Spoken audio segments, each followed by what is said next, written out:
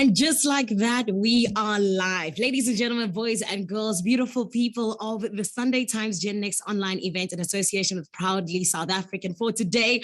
Welcome and thank you so much for joining us. Today is going to be a very incredible discussion. So I do implore you to stick around all the way until 10 a.m. because I know that our panel not only has really incredible knowledge to impart with us, but we're also going to be hearing from you, and any questions that you've got are going to be answered on this very platform. And honestly and truly, it is a conversation that you want to get in on. A very good morning. My name is Zanele Fotelwa. I am a radio presenter on 5FM, as well as a TV presenter on SABC1 on Seli Matunzi. But today I have the absolute pleasure of getting to be your host. And I am 100% so sure that we are going to have a good time because it's all about buying local, a movement that we are using as a tool for purpose-driven marketing. That is something that Proudly South African is pushing 100%. However, it's also a young narrative around how profits are no longer the only thing that it is about. It's also about being purpose-driven, but also realizing just how much you are able to appeal to the humanity in your customer and in the people that you are wanting to be invested in, with you investing in yourself and how you do so in investing others. It is a whole shebangle. And I honestly can't wait for us to get into it with our panelists. And I want to jump right into it in terms of welcoming them. And before I do, though, I wanted to also just please remind you that, of course, it is a Sunday Times GenNext online event, which means we're that much closer to the Sunday Times GenNext Awards happening literally in about the next 16 days. On the 15th of September, all of the biggest brands around South Africa, those who are small as well, who are doing an incredible job at making sure that they are appealing to the young people in Mzansi. It is going to be absolutely incredible because those people are the ones that have been voted for by the youngsters. And I can't wait for it. I get to be the MC for that awards show, but I'll tell you more about it a little bit later. I want us to jump right into our buy local movement, all in the name of purpose-driven marketing, as well as just having a purpose as a brand and realizing how important it is for a brand to have more than just a profit, but rather to also have a social justice side, or even I'll just say a welfare side. We'll get into it in a bit, but our panelists today, first and foremost, one of the biggest reasons that we are here today, someone who is very, very passionate about this conversation. From Proudly South African, it is the brand manager, Siyabonga Zungu. Siyabonga, welcome this morning. Are you good? I'm well, and yourself? I am amazing, thank you. Siyabonga, I mean, of course, we were exchanging words a little bit earlier on, and I want to ask you quickly, just on a scale of 1 to 10, how passionate are you about today's conversation? Oh, I think I'm on an 11 or something. I give you 99, honestly. Yeah, but it's such an important conversation, and that's why I'm glad that we have got people like you who are driving conversations like this. We're obviously going to be starting with Siyabonga in very bits, but right about now, I want to welcome from Masodi Organics, the very beautiful Liz Letsaola, or rather, Letsaola. Liz, how are you today? I'm doing fantastic. How are you? I am good, thank you. Liz, I'm going to ask you because me and my surname, I apologize. I do this all the time. It is Liz, and please grade me. Letsaola. It's all. Letsoalo. Letsoalo. I am going to get it come the end. Go. Yes, Letsoalo. Thank you very much. Beautiful. Masodi Organics is represented by the lovely Liz. Moving right along to our founder of Lasela Fashion, and that is none other than Tanya Makalach. Tanya, how are you today? Hi, Zanele. I'm good. Thank you. How are you doing? I am incredible. It Sorry. is, excuse me.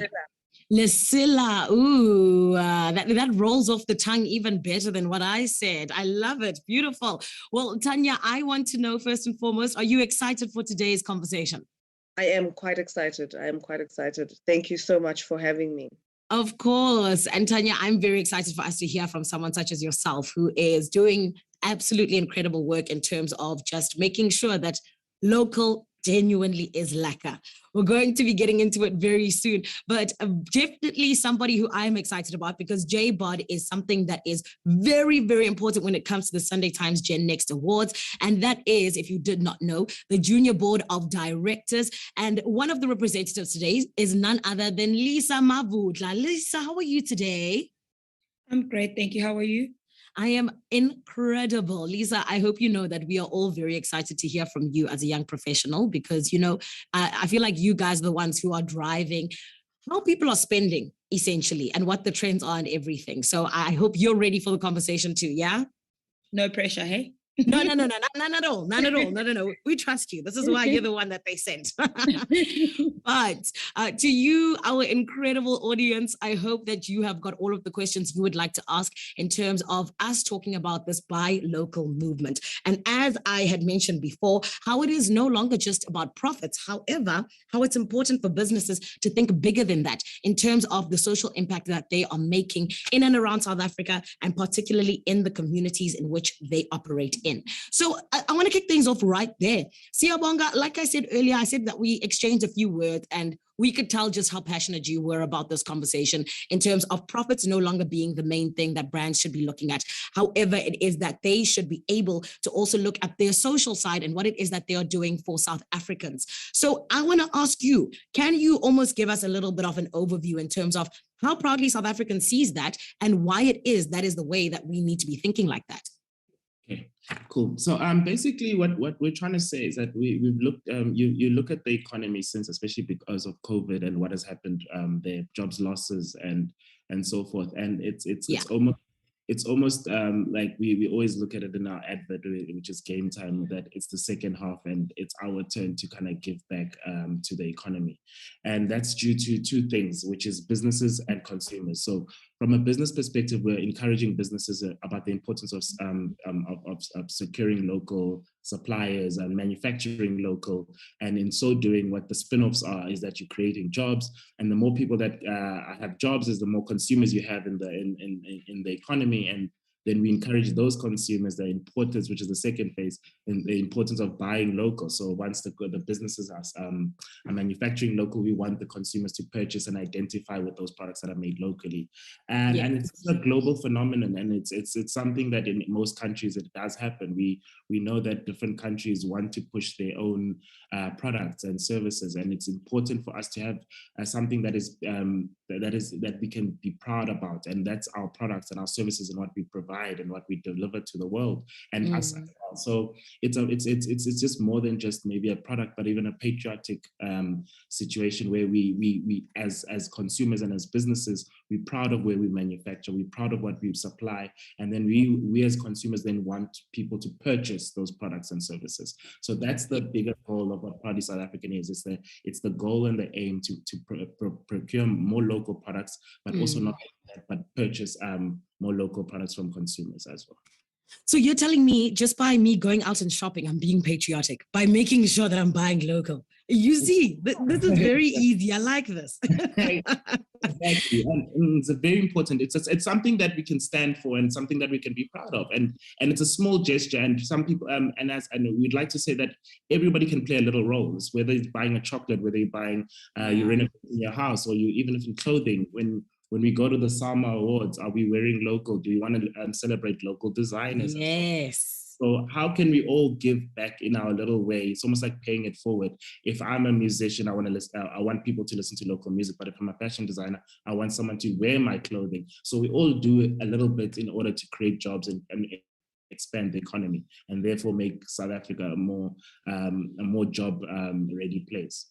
I love that. And Sia, I was actually at the Summers over the weekend and it was absolutely incredible. I mean, I was with one of your colleagues, Happy, and she was telling us as the red carpet hosts how she drove to the Summers locally, how what she had to eat was local, what she then came and wore at the Summers was also local. And the really incredible thing, I think, was just how genuinely all of the celebrities that were there and just who are part of the entertainment industry and the music industry at large, everyone really did try to just do something that was local and work with local designers. So you're so very right when you say that. And I think that we're on the right track as South Africans. But of course, it is a conversation that we always need to keep having because we're trying to get from a specific place to an even better place in terms of doing that. So essentially, just for us in terms of making sure that we are all on one page, I feel like Sia has set us in the right direction. And to you who is going to be asking us questions, our awesome audience that is joining us today, please feel free, send it through on the chat. And remember, it is all just about purpose-driven brands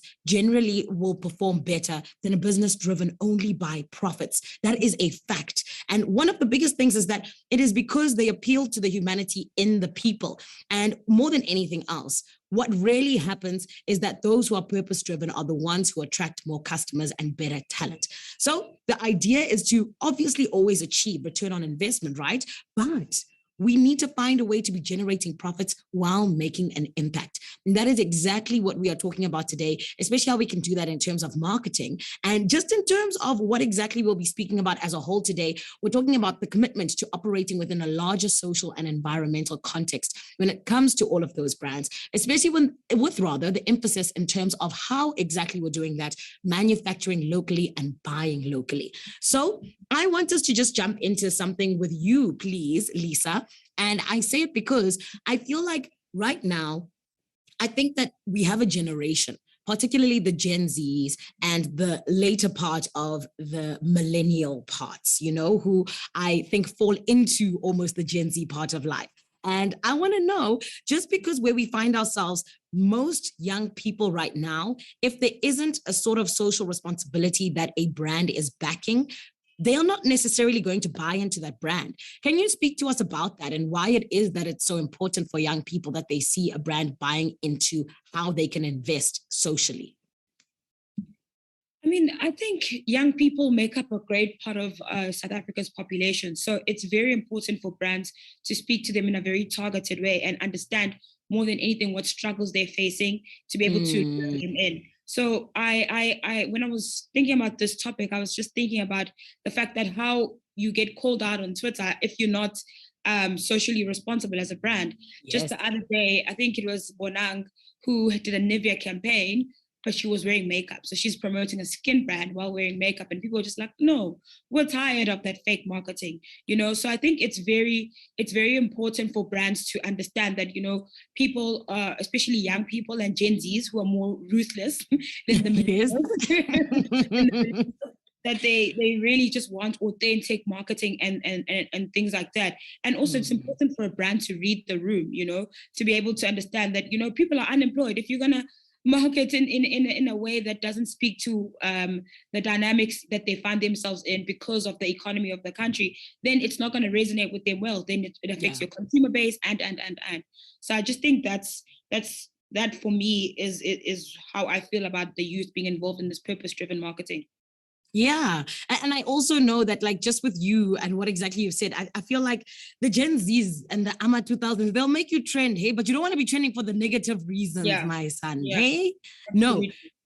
And at the end of the day, I think it really is a beautiful thing, just in terms of the youth taking on more of those problems and saying that if you are seeing us for who we are, then we are genuinely going to be on your side. So with that being said, Lisa, just a yes or no, do you then think that brands who jump in and say, okay, we need to look at poverty, we need to look at the fees must fall movement, we need to look at things like that in terms of how we can help young people, are they more on the winning side than those who wouldn't?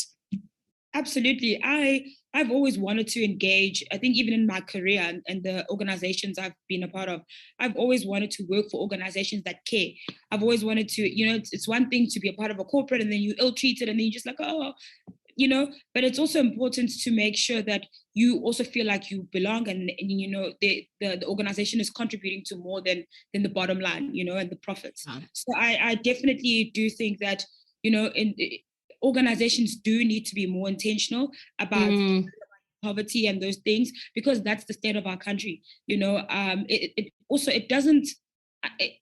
How does it benefit a brand or an organization to only speak to people who are more fortunate? It doesn't necessarily determine that their income is going to come from them. You have a diverse customer segment. So it is important to make sure that, you factor in the majority of the population into whatever marketing or whatever product you're selling. And Lisa, I think you've touched on something that is so incredible there. The fact that the minority is those who are more well off. And the majority is the ones who, couldn't lead a helping hand, rather, I'll even say. But Liz, I then want to come to you, because Lisa touching on that brings me to how you possibly think brands should be purpose-driven and sustainable with their creative concepts, because there's so many different ways to do that. But how do you think that local brands can go about doing it in the correct way?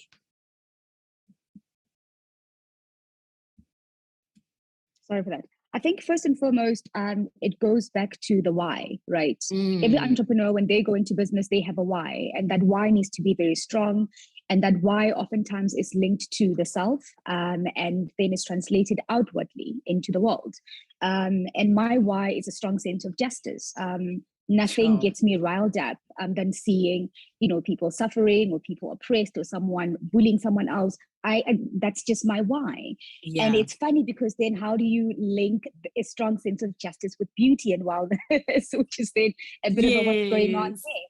And I can explain it because for me, the story of Masudi is the story of the restoration of dignity for Black people, for brown people, for the marginalized people, right? Beauty or image is a strong part of what was used as an oppressive tool across the world, regardless of where you were. Our noses were used, our lips, our features were used, our skin color were used to sort of like bring us down.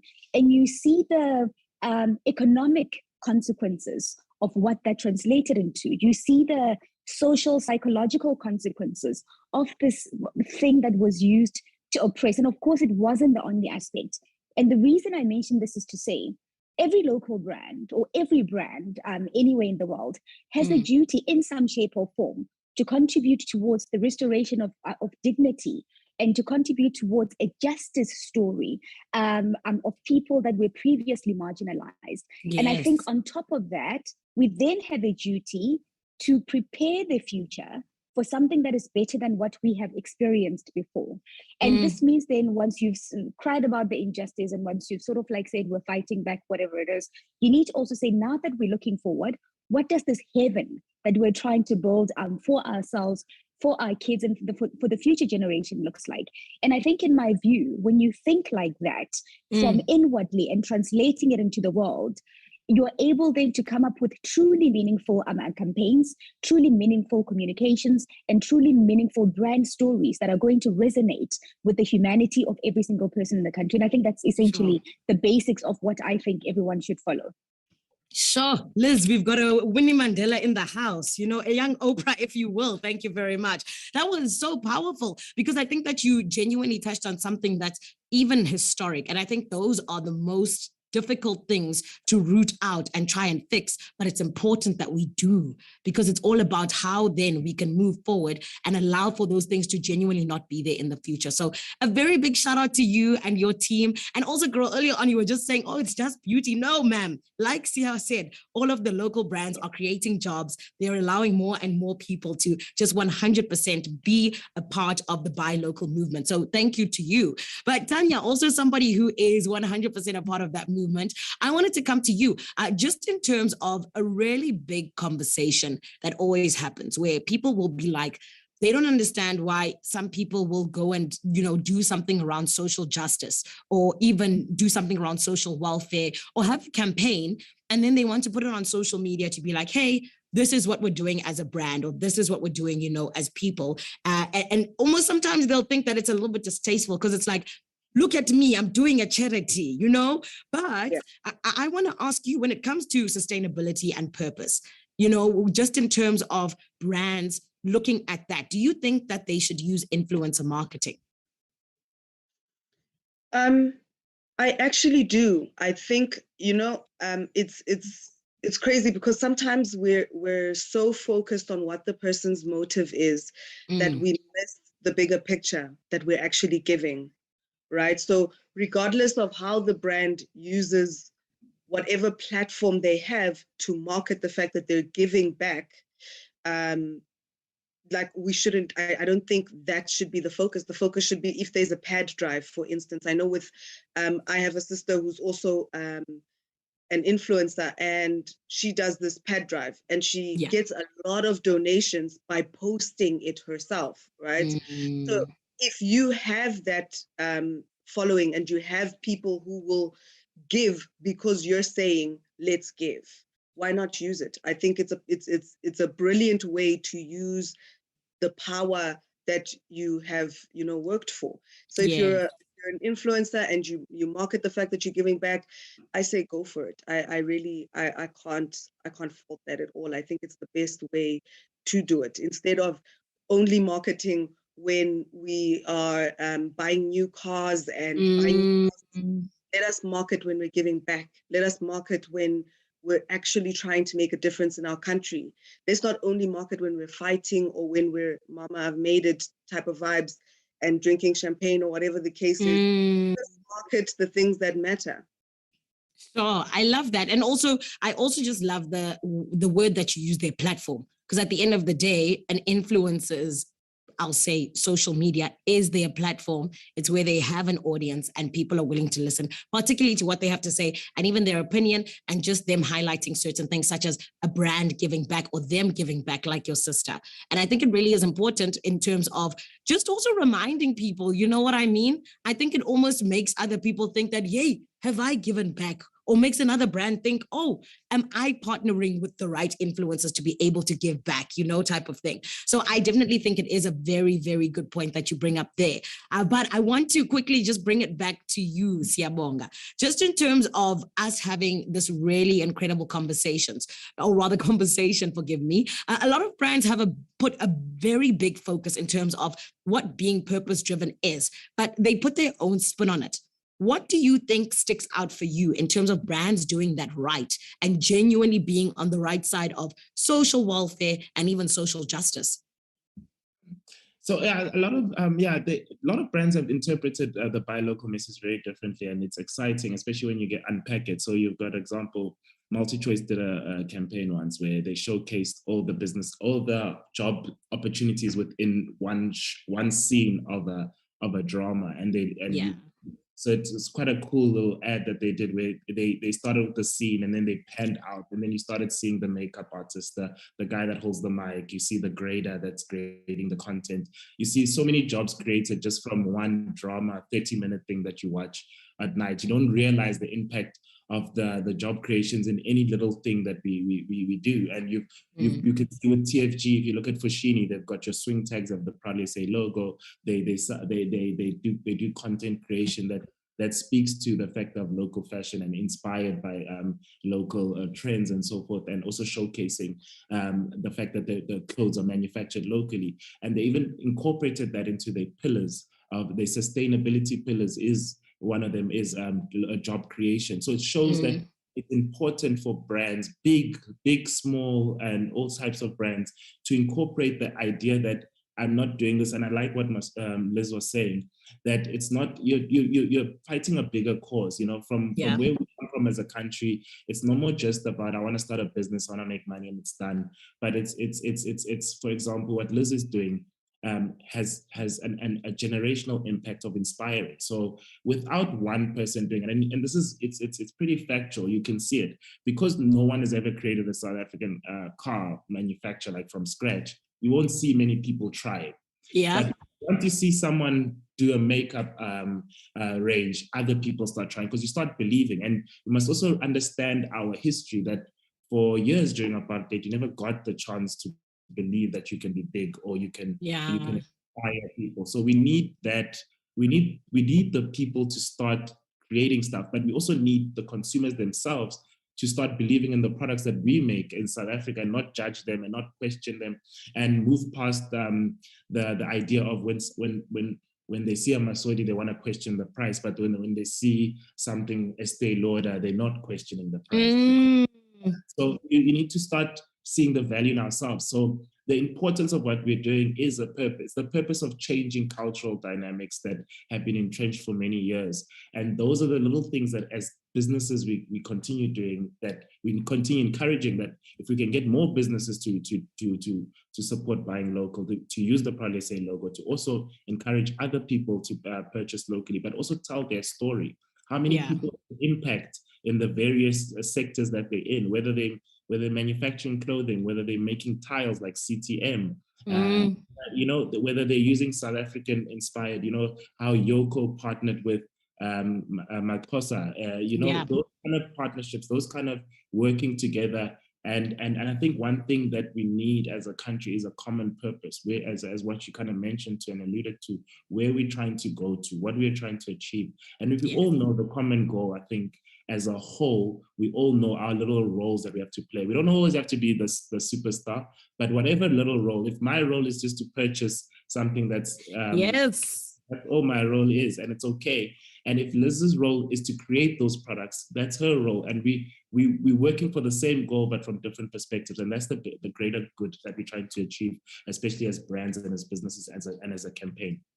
I love that. And I mean, in South Africa, the petrol is high. We don't have electricity. Water's there sometimes it's not. So, let's find a place where we can win. You know what I mean? Where we can be a well-oiled functioning machine, which is us using the buy local movement to honestly make ourselves rich in so many different ways, be it job creation, be it honestly us just sharing skills, and even like you said, us inspiring other people. One of the biggest things that came to mind for me when you said that 100%, some people have to see someone else do it first before they're able to do it. Now we see so many people making sneakers because of the likes of Drip and Batu, and it's so beautiful to see. And I definitely think it is a lovely ripple effect. But Lisa, I want to come to you real quick, particularly because I definitely think that, us as young people, it is statistically proven that we are the biggest part of our population in South Africa.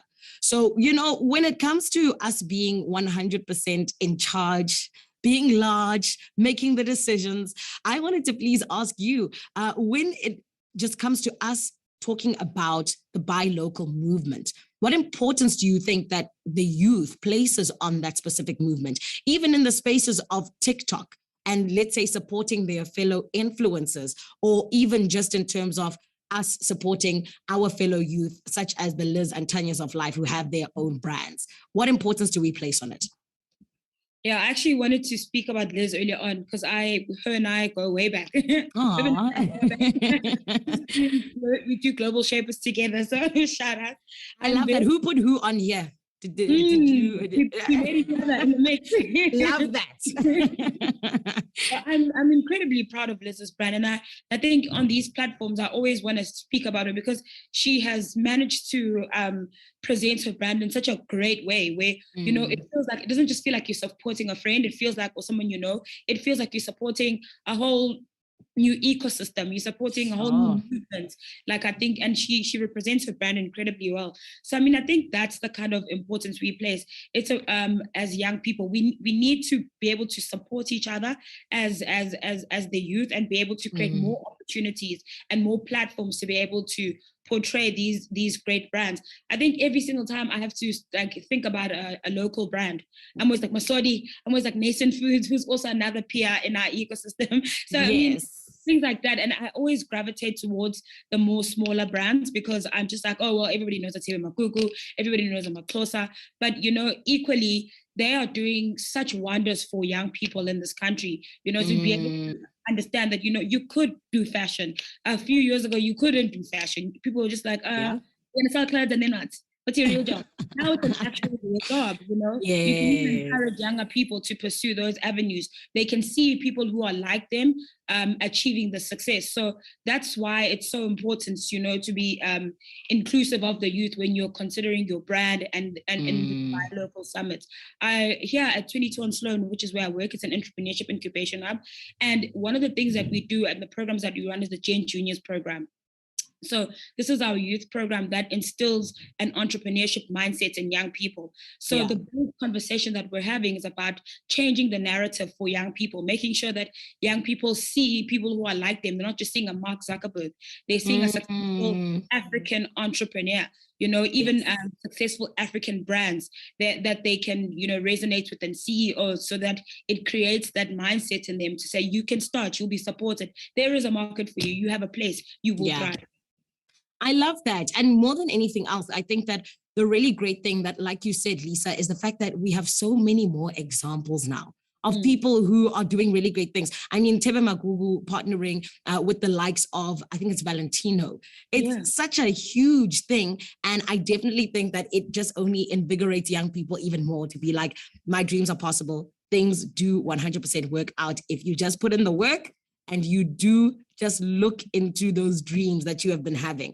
Very, very soon, though, I am going to be jumping into some of these really great questions that we are getting from you as our audience. Thank you once again for joining us. It is, of course, the Sunday Times GenNext coming together with Proudly South African to have the Buy Local movement, purpose-driven marketing conversation. And remember that we 100% as I think just population need to always be looking at how we can support our fellow South Africans. And today it's doing so, though, with making sure that they themselves have the vision as to how they can do so with a purpose-driven vision as a whole. So Tanya, I want to come to you real quick before we get into some of these questions. When it comes to marketing strategies, what should brands consider in terms of trying to create a sense of purpose that resonates to the youth? Because I think that, it's always a very big hit and miss for many, many brands. But what do you think that they can do in terms of trying to get it correct?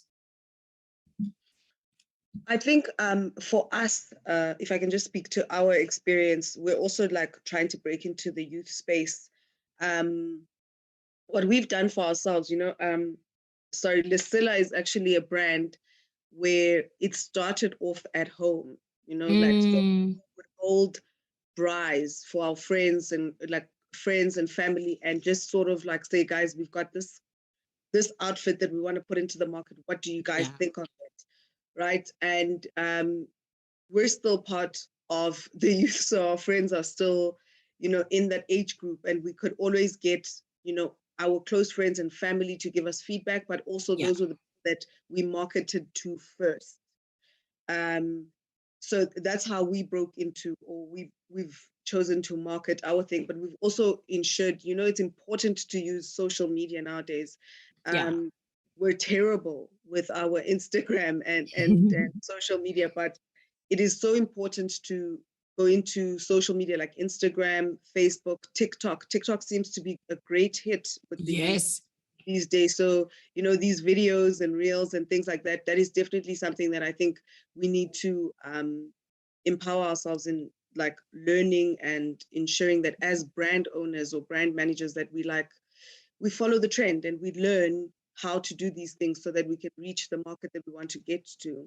Yes. And I love that, because at the end of the day, like we said earlier on, as the youth, we're owning the population. Thank you very much. So why not focus on us, and why not, be in line with the different things in which we always are looking at first, which is what exactly are you doing in terms of making sure that your social welfare is getting done, that you are investing in the people of South Africa in the best way possible, particularly the ones who are in need. But Liz, I want to come to you before we come to these questions that are coming in thick and fast. I love it. It's amazing. Please keep them coming. To our panelists, please get ready because I'm going to be giving you these questions very, very soon. Many of them directed to you particularly. So Liz, before we jump into the questions that are coming through from our incredible audience today, just looking at local brands, where do you think it's doing well in terms of meaningful campaigns, and where exactly it could possibly be falling short, in your opinion, or even causing a little bit of harm? Because I feel like I said to Tanya, so I'm just asking you to expand a little bit on it. Some people really don't get it correct. And one of the people who I will say have really stuck out for me in terms of purpose-driven marketing and making sure that we know that they really are doing their part when it comes to social justice and social welfare is the Cotton On Foundation, partnering with the likes of Nomza Mombata and really genuinely investing in young people in South Africa. So where do you think that, marketers are possibly getting it right and really making an impact in terms of purpose-driven marketing? I would say, if I'm just looking at what purpose in the context of business means, I'm just thinking about ESG, which is, which looks at the economic, the social, and the governance sort of like responsibility that businesses carry.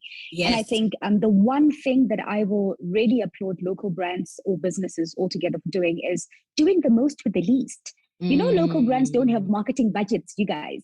And, really just going onto social media, crafting the stories, not just the story of sort of like a social fuzzy story, but also the story of who they are. You Yeah. have so many local brands that look so believable, that look like incredible quality. And I mean, I think they are as well. But to be able to portray yourself as you would want to be perceived, and now you are actually giving the broader local business ecosystem the benefit of the doubt, which is something we haven't always had. So when one local brand does well from a marketing perspective, it actually benefits all of us, because if I can trust that brand over there that's local, it means actually it's possible for local brands to do things well and to give us quality and to be of such an aspirational standard. And I think that's a huge plus for the local brands, where I think we can definitely improve. And I mean, I say this with a caveat, or with the acknowledgement that we don't always have the budgets to pull it off. So part of it is more resource constraint than it really is about that we haven't thought about it. But I think we can really think about weaving in the social story from the foundation of our business and our brand stories. And what I mean by that is that, oftentimes it says something about, it's feedback from Masodi Organics when people just know us as a hair care brand and a wellness brand, and they don't know about the justice story, and they don't know about the wellness story, and the aspiration that we have to make sure that everyone actually has an improved livelihood and leads a healthy lifestyle, right? That is feedback to me as a brand to say, of course, you can hold that intention and objective dearly, and you can believe that you're working hard, but the fact that someone else out there still has a limited view of who you are is solely a responsibility that I carry, and is solely feedback on me. So I think one of the things local brands, including Masodi Organics, can definitely do is to really get out there the social story and get out there the purpose-driven story of their brands and of their businesses. I love that. And Liz, I mean, just having asked you that specific question, I'm not going to get the answer from you now. You can think about it. But can you think of any different campaigns that you think have really just hit the spot, where they really got it right, and genuinely, even particularly when it comes to young people? So I think that as our panel, you can actually just think of that as a whole. But I want us to jump into some of these questions because they genuinely are so great. Thank you so much for coming through to our audience. We really appreciate it. Because like we said, this is a conversation. So getting to hear from you, we love it. Keep them coming through. And honestly and truly, I want to start with this one because I think that it is such a big thing that is starting to happen more and more in South Africa. And it is allowing us to win more in so many different spaces. And that is collaboration. So Sia, there is a specific question for you here that asks, what role does collaboration play in the purpose of driven marketing campaigns that have purpose at the heart of them? Collaboration is very integral, as I said at the beginning, you might not, as a business, you're in a specific sector. So you could be Standard Bank and you are specifically in financial sector, but your impact on the economy is bigger than just finance. So for example, when you have an office space, you've got furniture, you've got chairs, and the impact of you as a Standard Bank supporting a local manufacturer like Angel Shack, who manufactures office equipment and chairs, has a spin-off effect on the economy. So, and you could buy artwork, for example, from various artists that are local, and they could be SMMEs, and you're giving back, and your office equipment and for example, your office supplies, your coffees and so forth, you could purchase local. So collaboration is very important because as an individual, as a single company, you wouldn't get far, but as a multitude of companies, it is that's how we're going to get to our destination. And this is where I even pull in how Proudly Say is trying to function. So with Proudly South African, using that Proudly South African logo, and you go to, for example, a CTM or a Nestle or a Foschini, and you see that Proudly logo, that's the collaboration we're speaking about. The goal is to say, all of these people have the Proudly Say logo. All of these people are supporting local, and it's incumbent on us to all support those different companies that are manufacturing locally. And that's where collaboration works hand in hand, because we're all telling the same story to reach a narrative or a goal of job creation. And that's ultimately the big plus side for collaboration and working together to maximize our returns as a country, as an economy. Yeah, and I mean, I think it just goes back to one of the very big proverbs in Africa, which is, if you want to go fast, go alone. If you want to go far, go together. And I think that that's one of the biggest things that Proudly South African just stands for. And it really is beautiful to see because then no one gets left behind. But just jumping into yet another question, Lisa, this one is for you, my love. And I think that it's also just so important because social media is where so many people spend a lot of their time these days, obviously, particularly the youth, because so many of us are even making money from it. And it's incredible to see. But Lisa, in terms of, people communicating certain things, letting people in on the different campaigns that they're doing, even just trying to get certain messages out there, what would you say is the best social media platform to use? And is video better than pictures to tell the story? That's a question coming from our awesome audience today. I mean, I think at the moment it's still Instagram, very much is Instagram. And I think that the videos are much better than the pictures. I just feel like the videos are more authentic. Yes. It's easy to engage with them. The pictures are so tailored these days. They are cleaned up, they are filtered. So they're less authentic. So I still think Instagram is relevant for that. A lot of people on Instagram. Yeah. It almost like during the day you find yourself on Instagram, whether you're walking to the bathroom or wherever, but it's still such a great platform to endorse your brands and also to engage with people. I really think that, when it comes to the saying, a picture tells 1,000 words, whoever came up with it, they're crying right now. They're rolling in their grave because I definitely think we've all just fallen into, we genuinely appreciate videos. We're able to, I think, get a sense of authenticity from them and also really engage with them the best way possible. So you're very right. Also, Lisa, the fact that you said Instagram over like a TikTok, are you sure? Is that your final answer, my sister? I'm not on TikTok. So I always think Really? from TikTok being generated back to Instagram. Yes. And that's how I interact with TikTok. Or my friend will DM me something from TikTok. So I think for me right now, and I think, to be honest, I'm left behind. And I think partially I'm okay with it. But, if the time's determined that I must move over, then I will in good time. But yeah, so for now, I'm very much on Instagram. I'm still yet to move to TikTok. So that is unfortunately my final answer. And no, I definitely still think that, at the end of the day, Instagram is one of the bigger social media platforms in South Africa. So you're very right about how it really translates into people bringing even the TikTok medium into Instagram as well. But I definitely think it is crazy to think how, pictures were the word of the day or the thing just a couple of years ago. And now video is at the top of everyone's minds. But just getting back to our conversation, of course, in terms of how local brands can best be all about making sure that it's no longer just about profits, but we are actually seeing the different impact that they are making in their environments, in their communities, and just even talking about what they stand for. So before we jump into some more of these questions that have come through, please keep them coming because we will be getting them done right before 10 o'clock when we wrap things up. I do want to come to you, Tanya, and I want to please just ask you in terms of, when you're even thinking as a consumer, who am I going to buy from when I'm buying my toothpaste, my bread, whatever it may be, rather? Are you somebody who sits back and goes, what does this brand stand for? And should they stand for what I stand for, I am going to definitely jump in and go and, put my money right there with them. Thank you, Zanele. I absolutely do, actually. Like when I buy anything, I look at what the brand stands for and I think, is this something I want to be, is this a brand I want to be associated with? Is it a brand I believe in?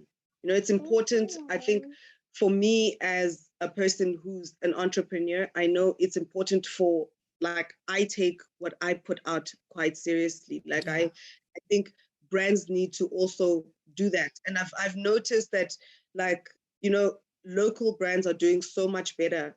We are actually supporting each other. I've seen a lot of smaller brands working with each other. I've even received a lot of messages from other brands where they're like, can we work together on this? I received a message the other day from a local brand who said they want to give, they want to do a giveaway for spring, just before spring. Yeah. And they wanted to find out if we could be a part of that. I've seen a lot of, so those are brands that I want to be a part of, where it's like, if I'm going to wear something from, or I'm going to use one of Liz's products, for instance, I want to know what Liz is about. I didn't know Liz's social justice, history. I didn't know that history, but that's definitely a product I'm going to be looking into, because that is what I'm about. That is something that speaks to me. So what she stands for and what she's about is a brand I want to be associated with. So that whenever she makes it, I'm like, I was there in the beginning, guys. I had this product from way back. Yes. And so definitely, I think it's important that brands are, we stand for a little bit more than just profit margins. 100%. And I think that it really is a beautiful thing just to see us as young people just being at the forefront of that and genuinely leading brands in that direction. And saying that if you want our support, you're going to have to go in the way that we're going. Speaking of which, Liz, you touched on something that is really important earlier on, just in terms of, rooting out, I'll say even, the different ways of thinking that were instilled in a way to oppress way back in the day. So I think this is what led to the conversation that we're about to have now in terms of this question that came through, which is a lovely one, which says, Liz, do you think we stand a chance of activating youth activism using our local brands and be relevant to the people in the former homelands whom are mostly influenced by foreign brands? It's a very good question. Liz, what do you say? I would say absolutely yes. Absolutely yes, because even when I'm from a small village called Lepebane in Zanin, right, in Limpopo, where Miss SA comes from. Come on now. So practically you're Miss SA as well, right? Because she's from, you know what I mean? Exactly, by proxy. Exactly. Yes. And I think one of the things you see when you go, quite frankly, when I go home, I do see, of course, there's like your typical brands like your Nikes, your Adidas, you know what I mean? They've done well there. But a lot of the multinational brand culture is very much in the city. When you go home, everyone dresses like from like local kind of like, suppliers. People buy things by the market. So quite frankly, sometimes we take the problems we have in the city and we copy them from the city and we send them home. Whereas that's actually not the problem. When you look at, my mom has a lady for everything. If there's a wedding, she has a lady for her Sepedi traditional wear. She has a lady for Chitonga. Correct. People know everyone for everything. She has a lady for chickens. She has a lady for vegetables. It's like, it's that ecosystem is already there. I think what might not be there is sort of like the types of Lisa's kind of work, your sort of like incubation or more institutionalized support. Pump it into those kinds of spaces, and then that activism wheel is rolling, right? And I think one of the things we also have in the city that I think is a bit more prevalent than what I've seen when I go home, we have the language now to articulate exactly what we think. And I think all these people with all the language go there and just help organize those kind of communities. That work is already there, it's happening. But I do think definitely, I don't know if you're aware of these awards that were just recently started called Local Brands, Peyton Local Brands Award, I think. And Masovi Organic was one of the nominees there. Yeah, it was absolutely incredible just seeing youth-owned local brands in their might on that platform, competing against each other, getting inspired amongst each other, and just really putting their best foot forward. And when you look at how far we've come, you're like, actually, that is activism. You look at that and you're like, that is the youth of South Africa in full force activism. And there's no other way to put it. 100%. And I definitely think that, at where we find ourselves as South Africans, we actually have always had a sense of community, and hence the word Ubuntu. So I think that at the end of the day, when Ubuntu translates into something else, which is us now even trying to grow economically, that's where we strike gold and can actually genuinely start to grow. So I really, really love that, just in terms of where you've set us there, Liz. But I want to jump into another question that is for you, Siyabonga. And this one, very lengthy, but I think it's very important. That's why I want us to get into it before we have to wrap things up. So, Sia, do you believe that your strategies have been impactful in the context of the broad social contract and transformational agenda imperatives we have as a country? Simply put and practically speaking, how do you, Siyabonga, feel like when you go to any retailers and you don't find any Black-owned products in the shelves of most retailers? What do you think of that, Siyabonga? And even, of course, you representing Proudly South African so lovely today. Yeah. So look, our strategy is also it's a long-term one. So it's obviously trying to change a more global perspective that you've had in terms of brands. So you've had for a long time had big multinationals dominating the retail shelves. But I think there's slightly has changed. You know, there's many examples of local Black companies, and sometimes we don't even know this. So, for example, I'll give you Sihle's Brew, who makes coffee. And he manufactures those coffee beans for Pick and Pay, no-name brand coffee. So you won't see it. You'll see Pick and Pay, and you'd assume that, but that's a Black manufacturer. They have Massmart is doing an import replacement campaign where they're trying to find things that they can manufacture locally or find from local suppliers as opposed to importing them. So it could be paint, it could be clothing items, builders' warehouse, and so forth, safety boots, and so forth. So I think the goal is it's a two-way kind of answer here I wanted to give. On a business perspective, it is, we as Proudly South African, we are trying to lobby and engage with different retailers about showcasing more local products, but not just showcasing local products, but also providing some prominent shelf space. So we mustn't be put in the corner at the back and say you are there, but must find ways to also advertise and promote these local brands so that consumers can easily identify them. So you want retailers to supply that, but also we have to understand that it is a business. So we hope then that consumers now then have the drive and the push on their side, and that's why we educate consumers about knowing labels, about demanding the same way when we. when we have an issue with something, you speak out, you tweet, you demand change. So we want consumers to also demand change. If they're not seeing Black brands, they must speak out and say, look, we want to see more. But once it's there, we need it to be purchased. At the end of the day, if a retailer sees that a product is not being purchased, then they take it off the shelf. So we need to create the demand as our consumers and as ourselves to say, once we've lobbied and gotten the products there, and once we mustn't just tweet and speak about it, but we must action we must take it into action, that every time we see a product and we want to purchase something, let's try for the Black brands, but let's also educate ourselves. Let's research, let's Google, let's find out who's there, who's out there, who can I purchase from, what, and also use mark to engage each other so that we can tell people that I know Masoli and I've used it and I like it, and I think you should try it out as well. So it goes both ways. It's a push and pull strategy where on the one side we are pushing the retailers to stock more local products, but we also need to push pull the consumers to say, I want more local products, and therefore the retailers will kind of will be forced to supply and stock local goods and services. Yes, Siyabonga saying we must revolt, but the right way, not the bad way, safely, okay?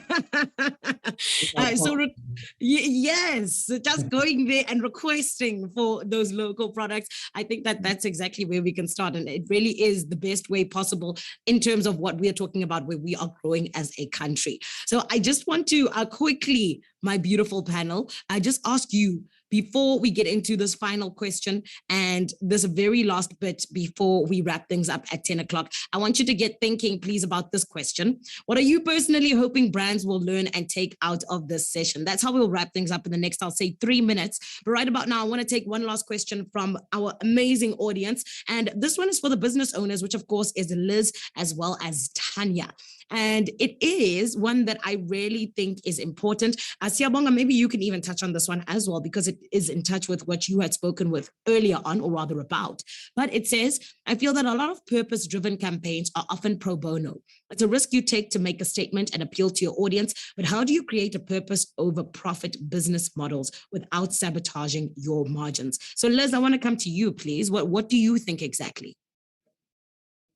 Yeah, I think gone are the days of forcing, well-meaning people to compromise their livelihoods for purpose. I think this is why then when you look at the amount of corruption and the amount of ill will in the NGO and NPO space, a part of it is justified. It's justified in a way. Not that I justify, well, understandable rather, not justified.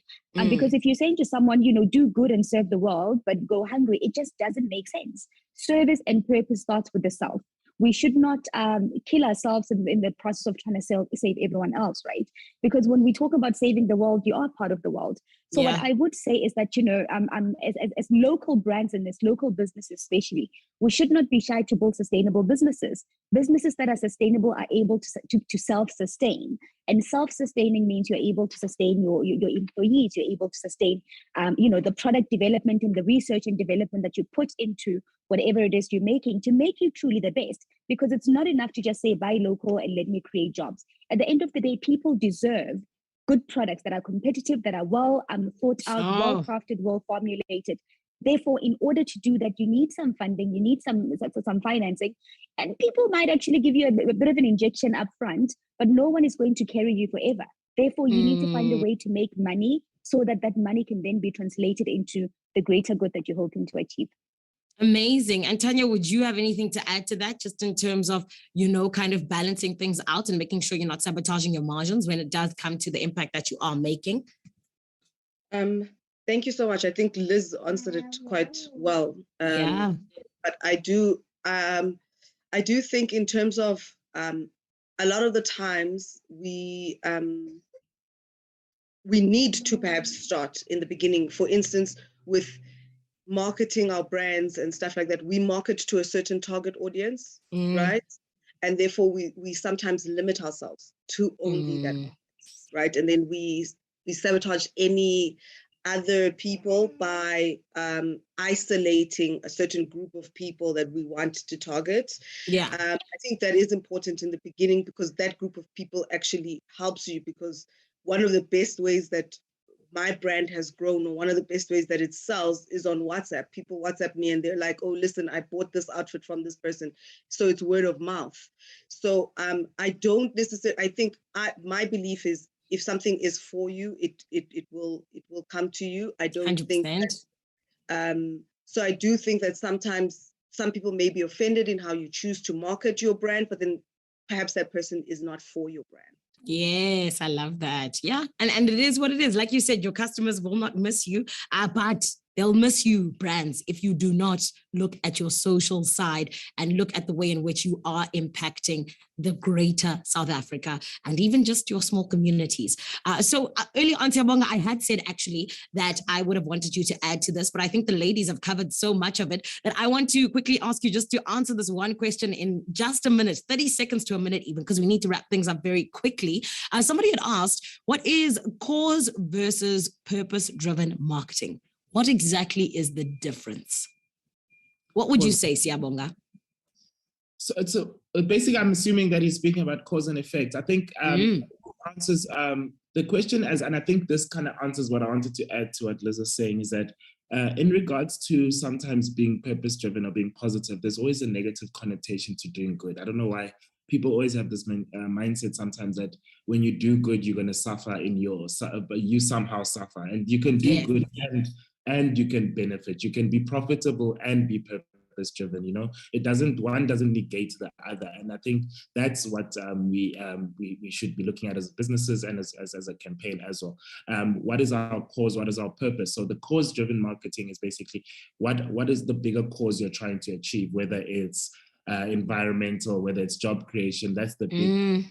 And it's similar. You can use the similar traits to purpose. What is the bigger purpose that we're trying to achieve? So the goal is this. I just want to, in terms of encapsulate everything, and say, let's not try to negate positive feedback with negative assertion to what we're doing. So it doesn't necessarily mean that you're going to lose money if you're doing something good for the community, the environment. Employing South Africans doesn't mean you make less money. Creative, I think as businesses, we must find creative solutions to do good for the greater good of the country and still make a profit at the end of the day. One will not take away from the other. And there's many examples of many local brands that are manufacturing locally, that are supplying the local markets, and that are not losing out because their purpose is job creation, or their purpose is making sure that the environment is not damaged. So we can 100%. Yeah. Definitely. And I also think that you need to stay afloat to be able to make that impact in any case as well. So that's very important. Siabonga, Tanya, Liz, as well as Lisa, and to you, our amazing audience, it has been such an awesome time together. Thank you for joining us. Before we go anywhere, I'd spoken about the young question that I need you to please answer, which I will repeat, do not worry. That is one where I just want a sentence what are you personally hoping brands will learn and take out of this session? Leadership, Siyabonga. Please come forward. What are you hoping they will take out of this session? One sentence real quick. I think that at the end of the day, if we all unite in trying to reach a particular goal, I think it'll be better if suited for all the brands and businesses that are functioning in this economy. Beautiful. Lisa, what about you, my love? Speaking on behalf of the youth, the Junior Board of Directors, what do you say? I think that what I would like brands to take out of this session is to always keep the youth top of mind, to make sure that they always consider how they can be included in the economy. And as well as the fact that, you know, we are the future of this country. So, I mean, start here, start with us, prioritize us. Yeah, that's what I'm hoping for. I love that. Tanya, what about you, my love? One sentence real quick. What is yours? For me, it's that we can all win. I think, guys, it's important that we support each other as small brands. It's important that as South Africans, we remember that our own is as good as whatever you can find globally, you know, internationally. That's it for me. Beautiful. And Liz, bring us home, my love. What is it for you? I hope that South African brands take from this session, you know, the responsibility they carry to communicate clearly, you know, their purpose-driven marketing strategies and truly who they are as brands. That burden doesn't lie with the consumer. That burden doesn't lie with the retailers that we want to list our products. It lies solely with us to make sure that people understand our intentions, our product offerings, and our objectives. Come on. The hashtag Buy Local movement, of course, Buy Proudly South African. It is in motion. And I think that the big picture here today, as well as the big message, is brands, local brands, do not get left behind in terms of what you are doing to make your social impact. 100% something that the youth always looks at, and you'll never be able to win. You don't have them on your side, the biggest part of the South African population. So very big shout out to, of course, Proudly South African for today's really amazing webinar, as well as a huge shout out to the Sunday Times GenNext, which is always about the youth. And that is why the awards will be taking place on the 15th of September. And it is where all of the young people of South Africa have gotten in their votes. Many of them were able to 100% put forward who they believe is putting them first in terms of brands. And we're going to be finding out which of those brands came out on top. So be sure to join us, just like you have on this webinar. There will be a link and you can go and actually register already on sundaytimesgennext.co.za. For myself, Zanele, a very big thank you to Liz, Lisa, Tanya, as well as Siyabonga. We appreciate you for all of the nuggets of knowledge that you dropped on us, as well as just all of the really incredible experiences you shared with us. And to you, our audience, we appreciate you. We love you. Thank you for joining us, and always come through and be a part of these. It's always about us having a conversation, which is why we appreciated so much all of your questions that did come through. But from here, we will see you at the Sunday Times GenNext Awards happening on the 15th of September. And don't forget, sundaytimesgennext.co.za. Cheers. It's been good.